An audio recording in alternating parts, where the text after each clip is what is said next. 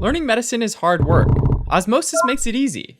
It takes your lectures and notes to create a personalized study plan with exclusive videos, practice questions, and flashcards, and so much more. Try it free today. In erectile dysfunction, an individual is unable to develop or maintain an erection during sex.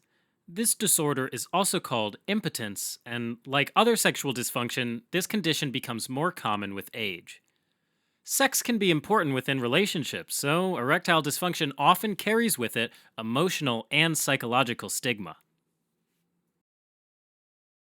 In both males and females, sexual activity involves a sequence of events called the sexual response cycle. This cycle has 4 phases: excitement, plateau, orgasm, and resolution. During the excitement phase, muscle tension, heart rate, and blood flow to the genitals increases. In males, this is called an erection. When these reach the maximum level, it's called the plateau phase. Next, the accumulated sexual tension gets released during orgasm, causing ejaculation in males. Immediately after orgasm comes the resolution phase, where the body slowly returns to its original, unexcited state. Alright, let's take a closer look at the penis, which is made of 3 long cylindrical bodies: the corpus spongiosum that surrounds the penile urethra, and the 2 corpora cavernosa made of erectile tissue. The corpora cavernosa are wrapped in a fibrous coat called the tunica albuginea, and each corpus cavernosum is made up of blood-filled spaces called the cavernosal spaces. These areas are lined with endothelial cells surrounded by smooth muscle. Running down the center of each corpus cavernosum is a large artery called the deep artery, which gives off smaller arteries that supply the cavernosal spaces.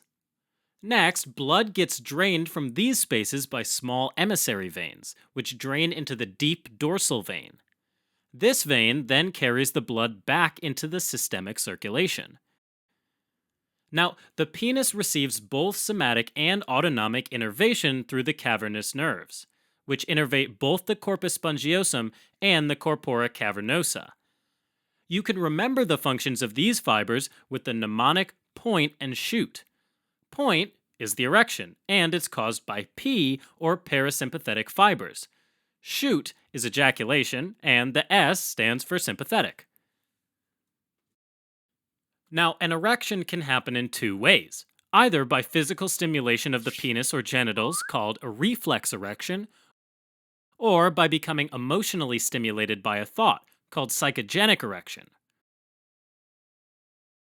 In both cases, the parasympathetic nerve fibers in the cavernosal spaces release acetylcholine from their nerve endings.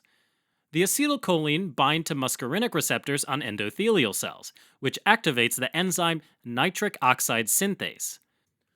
Nitric oxide synthase converts the amino acid arginine into citrulline and nitric oxide. The nitric oxide diffuses into the nearby smooth muscle cells and activates guanylate cyclase, which converts GTP molecules into cGMP. This leads to a fall in intracellular calcium levels, causing the smooth muscles to relax, and allowing the cavernosal spaces to expand and fill with blood. The corpora cavernosa grow in size and compress the veins, making it harder for blood to leave. With more blood coming in, but very little blood leaving, the penis can maintain an erection. Erectile dysfunction leads to an inability to develop and maintain a full erection. Causes include psychological ones like stress, performance anxiety, and depression. In addition, there are a number of physiologic causes as well.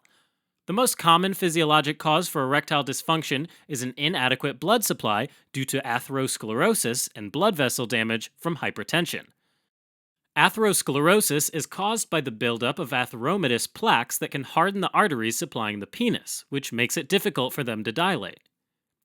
Hypertension causes wear and tear in the endothelial cells and decreases their ability to produce nitric oxide.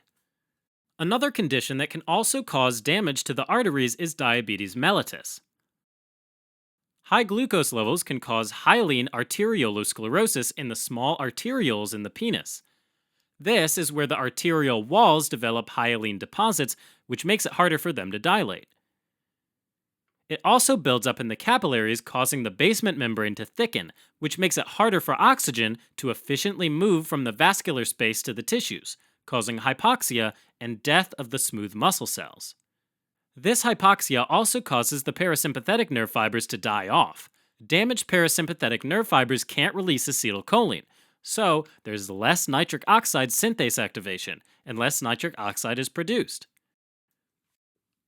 Also, conditions like stroke, multiple sclerosis, and back or pelvic trauma can directly damage the nerves, leading to erectile dysfunction. Next, endocrine dysfunctions that cause testosterone levels to fall, like hypogonadism, can also cause erectile dysfunction. This happens because low testosterone levels are associated with lower levels of nitric oxide synthase, which causes less nitric oxide to be produced and therefore less smooth muscle relaxation. Since testosterone production decreases with age, it's normal for erections to become more difficult to achieve and maintain later in life. Finally, many medications can cause erectile dysfunction as a side effect. These include diuretics because they leave less fluid in your circulation, making it difficult to achieve an erection, and medications like antidepressants and methadone, but those mechanisms aren't as well understood. There's no specific test to diagnose erectile dysfunction, so the diagnosis largely relies on the sexual experiences of the individual. Careful questioning of psychological stressors, as well as blood tests to check for testosterone and glucose levels, a neurological assessment, and duplex ultrasound to evaluate blood flow and arteriosclerosis can be done to investigate the cause of erectile dysfunction. Treatment of erectile dysfunction largely focuses on addressing the underlying cause. In terms of medications, PDE5 inhibitors like sildenafil can be used. These medications inhibit the PDE5 enzyme in endothelial cells, which normally breaks down cGMP, leading to higher levels of cGMP. That allows for more smooth muscle relaxation, which facilitates an erection.